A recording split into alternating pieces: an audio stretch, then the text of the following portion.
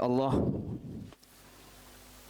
yang kita senantiasa memujinya dan kita hanya meminta pertolongan kepadanya dan kita beristighfar memohon ampun kepada Allah dan kita juga berlindung kepadanya dari keburukan amalan-amalan kita atau kejelekan dari amalan perbuatan kita. Salat dan salam semoga selalu tetap tercurahkan kepada Nabi Muhammad sallallahu alaihi wasallam, kepada keluarga beliau, kepada para sahabat beliau, kepada orang-orang yang senantiasa meniti dan mengikuti jejak beliau sampai yaumil kiamah nanti hendaknya.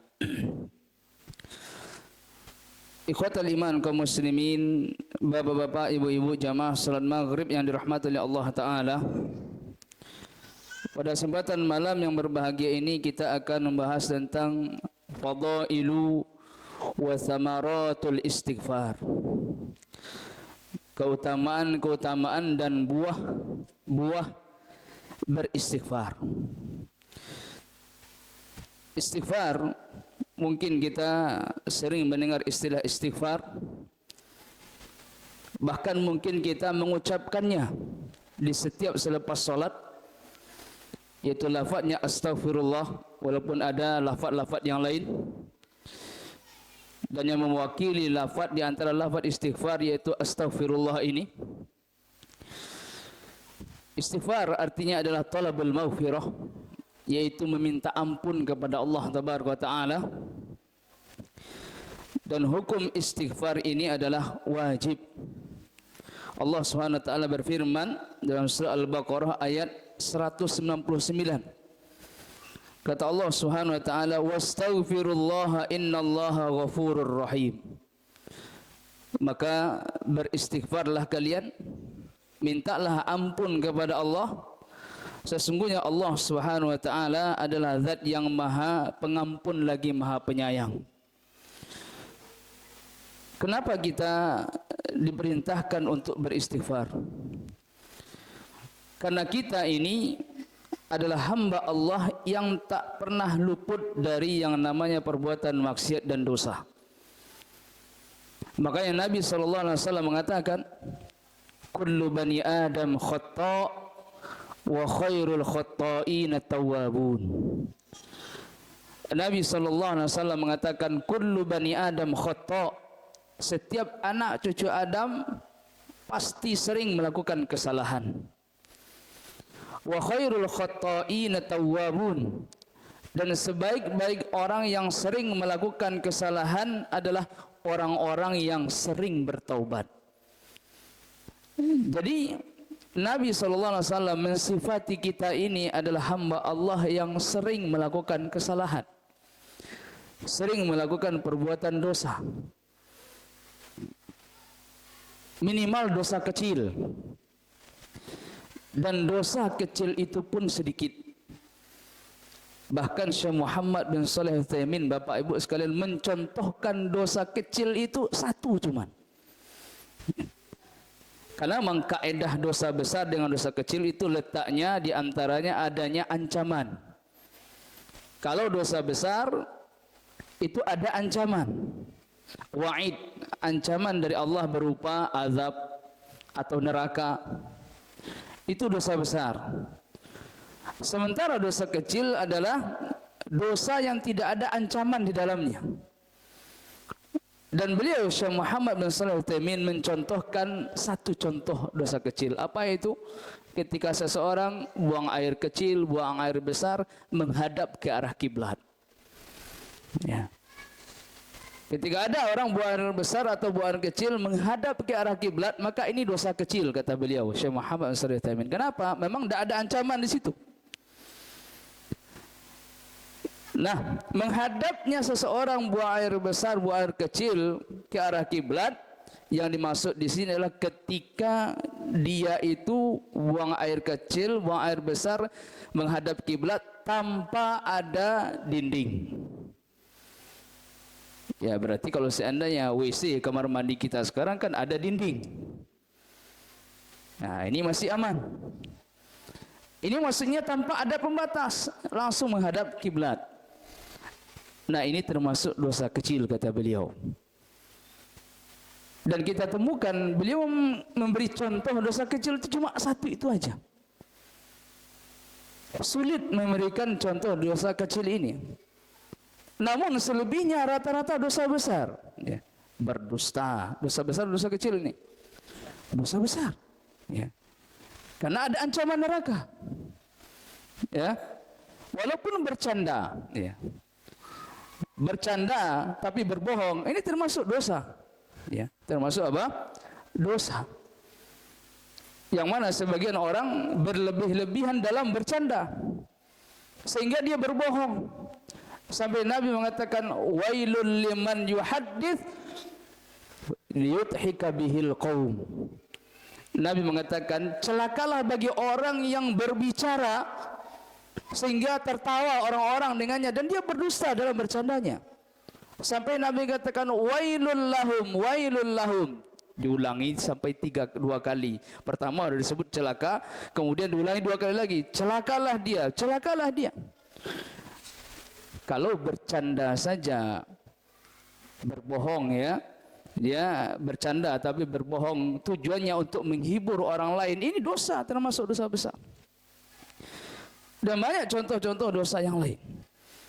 Ya, banyak contoh dosa-dosa yang lain. Ya.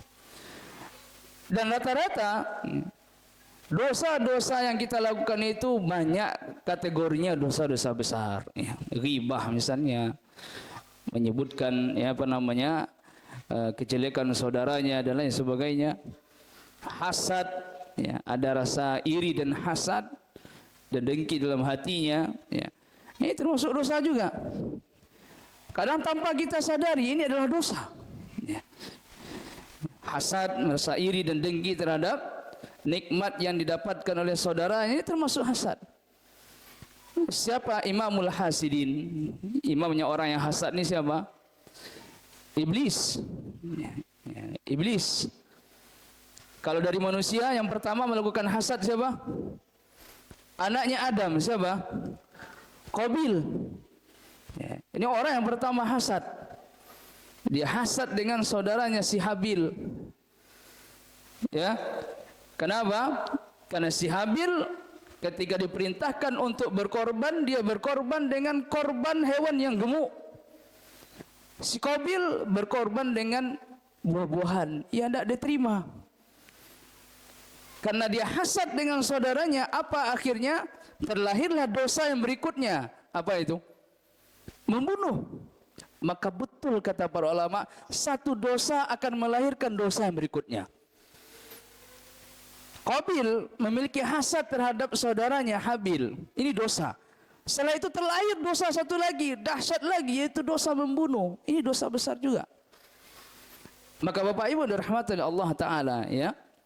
Jadi kita ini disifati banyak melakukan dosa. Makanya kita harus banyak-banyak beristighfar memohon ampun kepada Allah Tabaraka wa Ta'ala. Di sini sebutkan fal abdu la yakhlu min ihda thalathi halat. Hamba Allah ini tidak akan terlepas sehari-harinya dari 3 keadaan. Ya.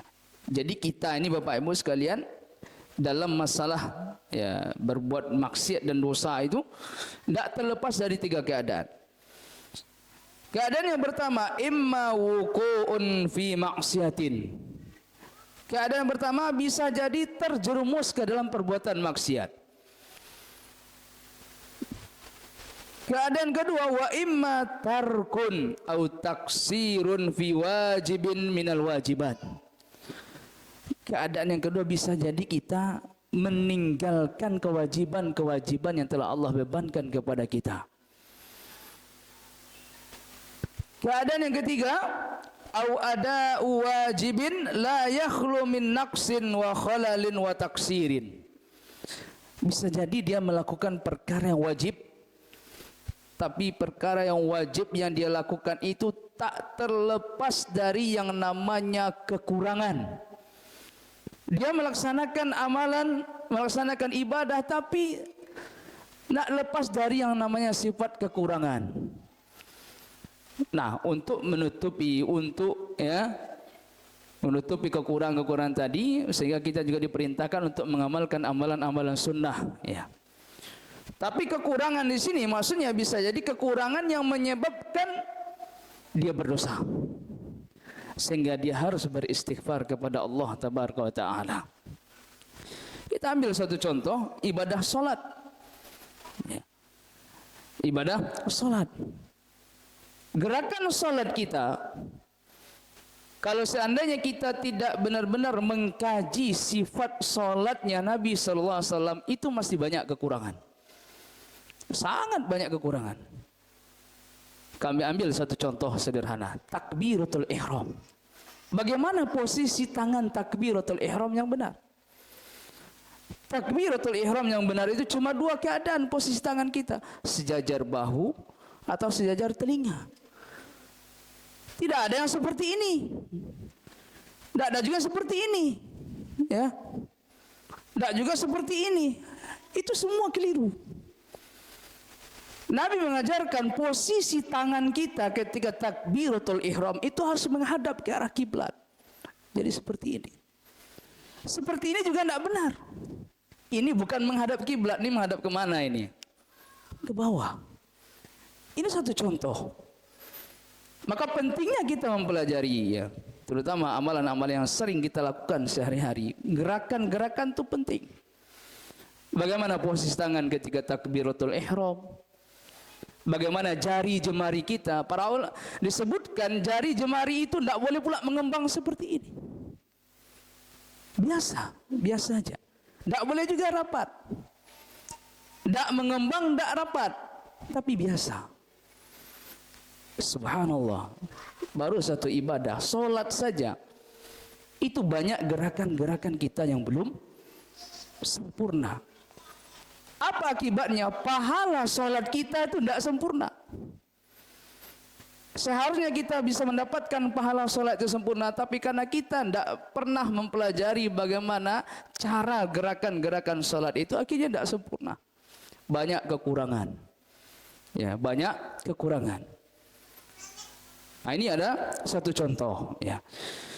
Baik, Bapak Ibu yang dirahmati oleh Allah Tabaraka wa Ta'ala, di antara, ya, keutamaan istighfar atau buah dari istighfar, yang mana dengan istighfar Allah mudahkan seseorang mendapatkan rezeki dari Allah Tabaraka wa Ta'ala. Dengan istighfar, ya, Allah mudahkan seseorang mendapatkan rezeki dari Allah Tabaraka wa Ta'ala. Sebagaimana dalam Al-Quran surat Nuh ayat 10 sampai 12, ya. Allah Subhanahu wa Ta'ala berfirman, "Faqul tastaghfiru rabbakum innahu kana ghaffara yursilis samaa'a 'alaikum midrara wa yumdidukum bi amwalin wa banin wa yaj'al lakum jannatin wa yaj'al lakum anhara." Dalam Al-Quran surat Nuh ayat 10 sampai 12 Allah mengatakan, "Faqul tastaghfiru rabbakum." Kata Nabi Nuh, ya, berkata kepada kaumnya, "Istaghfiru rabbakum," beristighfarlah kalian kepada Rabb kalian. Istaghfiru di dalam ilmu bahasa Arab ini dia adalah bentuk kata kerja perintah yang disebut dengan fi'lul amri. Ya, dia perintah, istaghfiru, beristighfarlah kalian kepada Allah. Hukum asal perintah, al aslu fil amri lil wujub, al wujub dalam kaidah usul fikih seperti itu. Hukum asal perintah itu adalah wajib. Maka beristighfar, memohon ampun kepada Allah, ini hukumnya wajib, ya. Hukumnya apa? Wajib, bukan sunnah, wajib. Bahkan kita ini seharusnya setiap saat harus banyak bertobat, beristighfar kepada Allah, ya.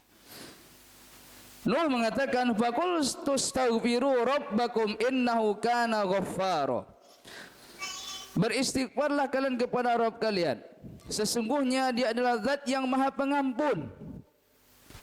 Lihat, buah dari istighfar itu ada di ayat yang berikutnya, ayat 11 dan ayat 12. Allah mengatakan yursilis samaa alaikum midrara.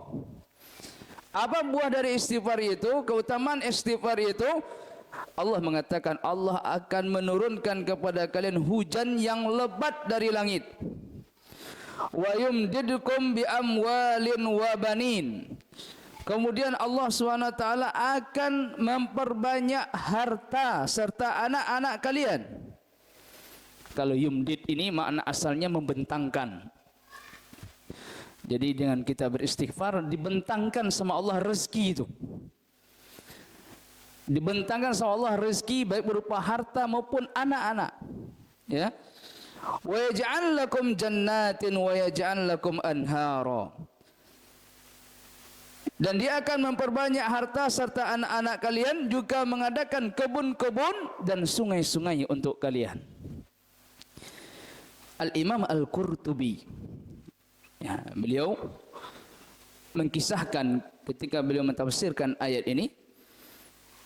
Imam Al-Qurtubi, ya, dia menceritakan bahwa satu hari pernah datang kepada Al-Imam Al-Hasan Al-Basri. Ada beberapa orang yang datang kepada beliau. Orang yang pertama, dia berkata, "Wahai Imam, ya, kebun-kebun saya kering. Apa solusi yang kau berikan kepada saya?" Apa jawaban Imam Hasan Al-Basri ketika itu? "Istaghfirillah. Beristighfarlah engkau kepada Allah." Orang yang kedua datang kepada Imam Hasan Al-Basri. "Wahai Imam, saya ini ditimpa kefakiran, ya, miskin saya ini.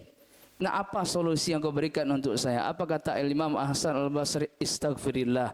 Beristighfarlah kepada Allah." Datang satu lagi, "Wahai Imam, saya ini udah nikah, tidak dapat anak, sulit dapat anak. Apa solusinya, wahai Imam?" Apa jawaban Imam Al-Hasan Al-Basri? "Istaghfirillah. Beristighfarlah kepada Allah." Ya. Kemudian datang satu lagi, "Wahai Imam, saya punya kebun tanaman tapi gagal panen. Ya. Semuanya gagal. Tidak ada yang menghasilkan. Paceklik." Apa jawaban Imam Hasan Al-Basri? "Istaghfirillah. Beristighfarlah kau kepada Allah." 4 orang bertanya kepada beliau, jawabannya sama semua. Ada yang mengeluhkan kebunnya itu airnya kering kerontang, jawabannya beristighfar kepada Allah. Ada yang datang dengan mengeluh karena kemiskinan, jawabannya beristighfar kepada Allah. Ada yang datang, ya, paceklik, ya, kebun tidak menghasilkan, banyak hama. Apa jawabannya? Beristighfar kepada Allah. Ya. Ada yang datang tidak punya anak, jawabannya beristighfar kepada Allah. Sampai ada yang berkata kepada Al-Imam Al-Hasan Al-Basri. Ada yang bertanya kepada beliau, "Wahai Imam Hasan Al-Basri, kenapa jawaban engkau sama aja dari tadi? 4 orang bertanya sama jawabannya, tidak ada bedanya," kata orang ini. Heran orang yang mendengar jawaban Imam Al-Hasan Al-Basri. Apa jawaban Imam Al-Hasan Al-Basri? Yang mengatakan jawaban seperti ini bukan saya, tapi siapa? Allah Subhanahu wa taala. Beliau menukil firman Allah dalam Al-Qur'an surat Nuh ini. Surat Nuh ayat 10 sampai 12. Imam Hasan Al-Basri membaca ayat ini. Allah yang memerintahkan seperti ini, yaitu faqultu astaghfiru rabbakum innahu kana ghaffara yursilis samaa 'alaikum midrara wa yumdidukum bi amwalin wa banin wa yaj'al lakum jannatin wa yaj'al lakum anhara. Semua jawaban tadi itu ada di sini ternyata. Bagaimana buah istighfar disebutkan di dalam 3 ayat ini? Pertama, Allah turunkan apa? Hujan. Ini pertanyaan orang yang mengatakan kebun saya kering kerontang. Apa solusinya? Jawabannya kamu beristighfar, bertaubat kepada Allah. Yang kedua di sini, wa yumdidukum bi amwal wa banin. Kemudian Allah berikan harta yang banyak. Ini jawaban untuk orang yang mengeluh tentang apa tadi? Kemiskinan. Saya ini hidup saya kok miskin terus, melarat terus, wahai imam. Apa solusinya? Beristighfar kamu kepada Allah. Kemudian wa banin wa yumdidukum bi amwalin wa banin. Allah berikan anak yang banyak. Ini jawaban untuk siapa? Orang yang mengeluh tidak dapat anak setelah menikah, beristighfar kepada Allah, kata Imam Hasan Al-Basri. Ini jawabannya ada dalam Al-Quran. Ya. Kemudian yang terakhir, wa yaj'al lakum jannatin wa yaj'al lakum anhara. Niscaya Allah akan berikan kepada kalian kebun-kebun dan sungai-sungai untukmu, kebun-kebun yang menghasilkan buah. Ini jawaban bagi orang yang mengeluh musim paceklik. Kita di zaman sekarang Bapak Ibu sekalian, bagaimana sebagian kaum muslimin ketika menghadapi masa-masa paceklik, apa yang mereka lakukan? Tolak bala. Bagaimana tolak bala yang mereka lakukan? Sebenarnya tolak bala di dalam Islam itu cuma satu. Bagaimana caranya? Ya istighfar, ini tolak balanya. Kalau kita ingin menolak bala, bukankah ini salah satu pertanyaan orang yang datang kepada Imam Hasan Al-Basri? Kebun saya ini tidak menghasilkan, paceklik, hancur semua kebun saya. Jawabannya istighfar. Itu dengan beristighfar kepada Allah. Mungkin banyak dosa yang kita lakukan. Ada dosa yang kita lakukan yang mungkin kita tidak sadar. Sehingga kita harus banyak-banyak beristighfar kepada Allah Subhanahu wa taala. Bukankah Nabi Muhammad sallallahu alaihi wasallam beristighfar dalam sehari berapa kali? Lebih dari 70 kali. Ini dalam satu riwayat, ada juga yang 100. Sampai-sampai Nabi mengatakan, wa inni la astaghfirullah fil yaumi wa atubu ilaihi aktar min 70 marrah. Saya ini, kata Nabi SAW, beristighfar, mohon ampun kepada Allah dan bertobat. Coba bayangkan, istighfar dan tobat. Berapa kali? Aktar min 70 marrah, lebih dari 70 kali, kata Nabi sallallahu alaihi wasallam. Maka rezeki kita yang mungkin tidak lancar, tanpa kita sadari itu penyebabnya adalah karena perbuatan maksiat dan dosa yang kita lakukan. Cuma terkadang sebagian kita mungkin ada yang merasa tidak berdosa. Nah, itu nambari Pak Bu. Tertipu dengan amal soleh yang dia lakukan. Dan dia lupa, mungkin dia sendiri pun ada melakukan dosa. Maka kita harus banyak-banyak beristighfar, memohon ampun kepada Allah. Kalau Nabi mencontohkan lebih dari 70 kali, tentu kita harus lebih dari itu. Karena Nabi SAW itu sudah dijamin. Kesalahan beliau yang telah lalu dan yang akan datang, itu sudah pasti diampuni oleh Allah. Tapi tetap saja beliau beristighfar sampai 70 kali lebih. Apa rahasianya di sini? Rahasianya Nabi itu mengajarkan kepada kita agar kita itu bersyukur kepada Allah. Ya. Nabi walaupun sudah dapat jaminan ya maksum dari kesalahan dan dosa, tapi beliau salah satu bentuk wujud syukur beliau tetap beristighfar kepada Allah. Jadi ketika seseorang mendapatkan nikmat, maka dia semakin taat kepada Allah. Nabi mendapatkan nikmat dengan pasti dijamin ya, dosanya sudah diampuni oleh Allah SWT. Bentuk wujud rasa syukur Nabi, tambah istighfar Nabi ketika itu. Lalu bagaimana dengan kita yang belum ada jaminan diampuni dosa dan kesalahan kita? Tentu kita harus lebih banyak beristighfar kepada Allah. Maka ayat ini menjelaskan bahwasanya di antara keutamaan istighfar yaitu adalah dilapangkannya rezeki seseorang. Ya, dilapangkannya apa? Rezeki seseorang. Faedah yang kedua kita sebutkan keutamaan ya, keutamaan kedua kita cukupkan dua ini.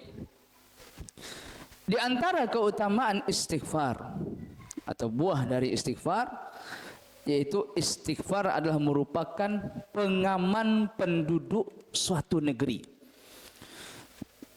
Istighfar adalah pengaman penduduk suatu negeri. Dalam Al-Quran surat Al-Anfal kalau tidak salah ini ayat 33, Allah Subhanahu wa taala berfirman, "Wa ma kana Allahu liyu'adzibahum wa anta fihim wa ma kana Allahu mu'adzibahum wa hum yastaghfirun." Kata Allah Subhanahu wa taala, Allah Subhanahu wa taala tidak akan mengazab mereka sementara mereka berada di tengah-tengahmu, sementara engkau Muhammad berada di tengah-tengah mereka.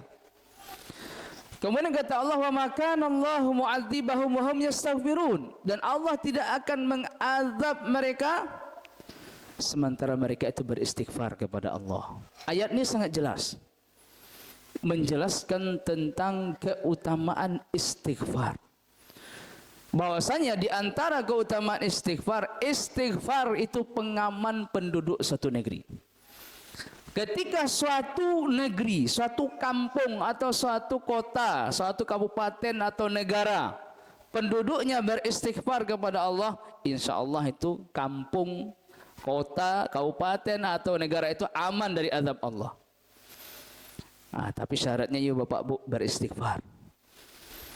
Ya, beristighfar memohon ampun kepada Allah, aman dari azab Allah.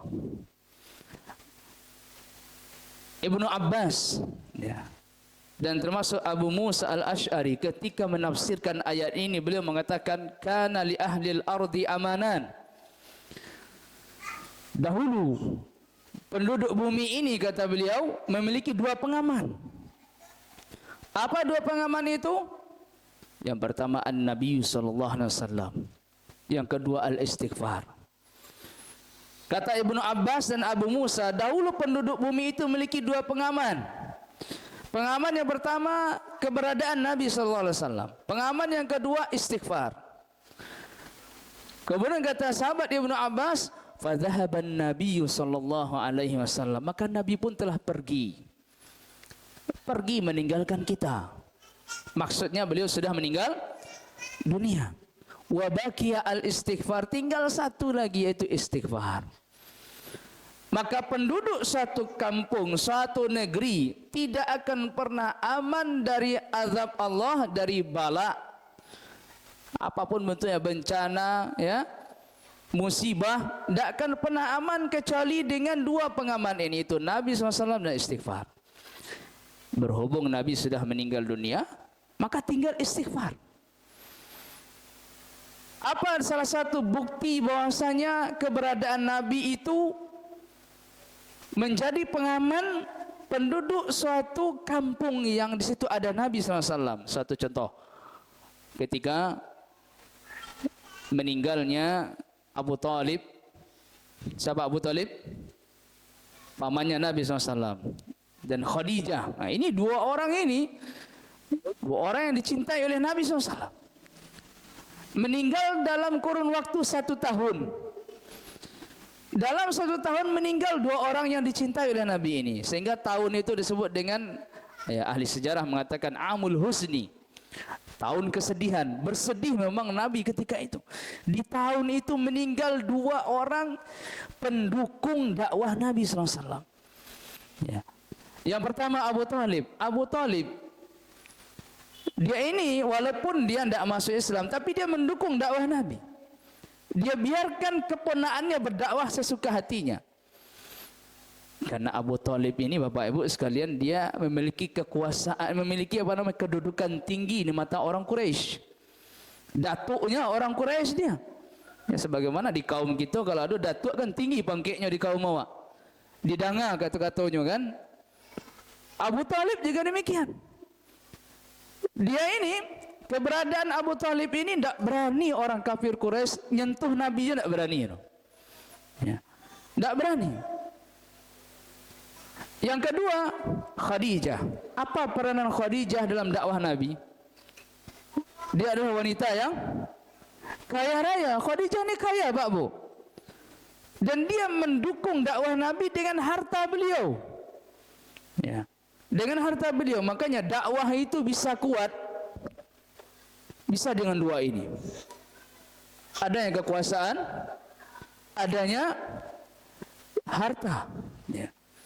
Ini termasuk pilar dalam berdakwah. Nah, ini membuktikan, sejarah membuktikan bagaimana Nabi kuat ketika itu berdakwah di Mekah dengan dua orang ini. Abu Talib dengan kedudukannya di mata orang Quraisy, Khadijah dengan hartanya. Dia korbankan hartanya untuk tegaknya dakwah tauhid ketika itu. Makanya Bapak Ibu sekalian, ketika dua orang ini meninggal dunia, Nabi betul-betul bersedih ketika itu. Sedih sekali beliau ketika itu. Sehingga beliau sudah merasakan tekanan demi tekanan, beliau pun pergi ke Taif. Ya. Taif dari kota Mekah sekitar 70 sampai 80 kilometer. Ya. Tempatnya Taif itu. Jadi Nabi SAW pergi ke Taif dengan harapan ketika beliau ke Taif, berdakwah di Taif, diterima sama orang Taif. Ya. Dakwah beliau diterima sama orang-orang Taif. Ternyata tidak. Sampai di sana beliau pergi berdua dengan Zaid bin Harithah. Ya.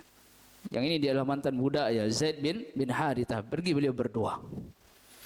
Sampai di Taif, ternyata pemuka-pemuka orang-orang Taif ya, yang ada di Taif itu mengejek Nabi SAW. Sampai kata-kata mereka, apa anda ada Nabi yang diutus selain Muhammad ini ya? Kenapa harus Muhammad ini? Kenapa tidak ada yang lain? Kata dia.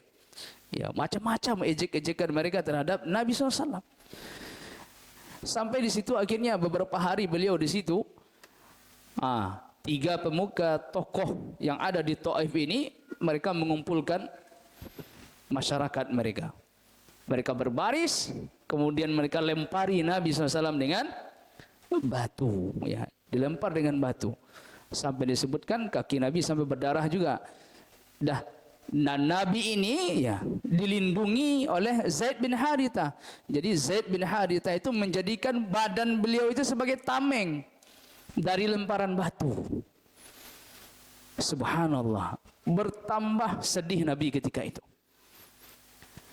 Bertambah sedih Nabi. Sudah di Mekah mendapatkan perlawanan yang berat, hijrah ke Taif, ternyata di Taif mendapatkan perlakuan yang sama. Ya, perlakuan yang sama. Akhirnya beliau keluar dari Taif. Beliau duduk sambil termenung. Beliau memikirkan begitu kerasnya penentangan penduduk Taif kepada beliau. Di saat beliau lagi duduk termenung, ternyata ada gumpalan awan di atas kepala Nabi SAW. Ya. Ada gumpalan awan di atas kepala Nabi. Maka Nabi pun menoleh ke atas. Ternyata di balik awan itu ada siapa? Jibril. Ya. Jibril datang untuk menghibur Nabi Muhammad SAW. Ya. Kata Jibril, qad sami Allahu ma qala qaumuka wa ma fa'ala qaumuka. Allah Subhanahu wa taala telah mendengar apa yang diucapkan oleh kaummu kepadamu. Dan Allah Subhanahu wa taala juga telah melihat, telah mengetahui apa yang diperbuat oleh kaummu kepadamu, yaitu penduduk Taif. Allah akan mengutus malaikat penjaga gunung, kata Jibril. Betul, selang beberapa waktu datang malaikat penjaga gunung, dia mengucapkan salam kepada Nabi SAW. Maka malaikat penjaga gunung ini mengatakan, Allah SWT telah mendengar apa yang diucapkan oleh kaummu dan apa yang telah diperbuat oleh kaum. Sekiranya engkau bersedia, berkenan, maka aku angkat dua bukit yang ada di Mekah ini, akan aku timpakan, akan kami timpakan kepada penduduk Taif. Kira-kira jawaban Nabi gimana seperti itu? Apakah Nabi mengatakan, wah kebetulan nih, silakan angkat? Apakah seperti itu? Tidak. Padahal hati beliau sangat sedih ketika itu.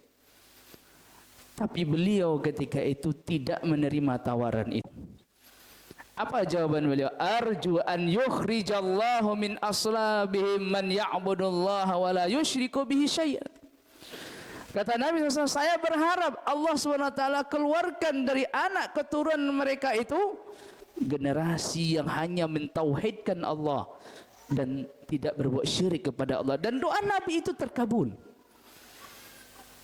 Dari peristiwa ini ada satu pelajaran yang dapat kita ambil berhubungan dengan tema kita, yaitu keberadaan Nabi SAW itu dapat menjadikan penduduk suatu kampung atau suatu negeri itu aman. Ukurannya, ya, mau di orang Taif tadi itu ukurannya lakannya hukum talun tu Pak. Lakannya hukum, ya, lakannya hukum tu. Tapi berhubung karena ada Nabi di situ, ya, karena berhubung ada Nabi di situ, tidak jadi dapat hukuman. Kalau seandainya Nabi ketika itu mengizinkan, silahkan angkatlah ini bukit ini, timpakan penduduk Taif, selesai perkara itu mah. Lakukan hukum penduduk kampung itu. Tapi karena keberadaan Nabi ada di situ, akhirnya mereka tidak mendapatkan azab. Dan banyak contoh-contoh ketika Nabi sholat di Ka'bah, bagaimana Nabi ketika sujud itu diinjak pundak beliau, ya, sama salah seorang tokoh dari kafir Quraisy. Ya, itu penentangannya Pak Bu. Tapi yang namanya azab tadi tidak turun kepada mereka karena ada Nabi di situ. Kalau seandainya tidak ada Nabi di situ, tuh sudah selesai itu. Pasti Allah turunkan azab dan siksa kepada suatu negeri tersebut.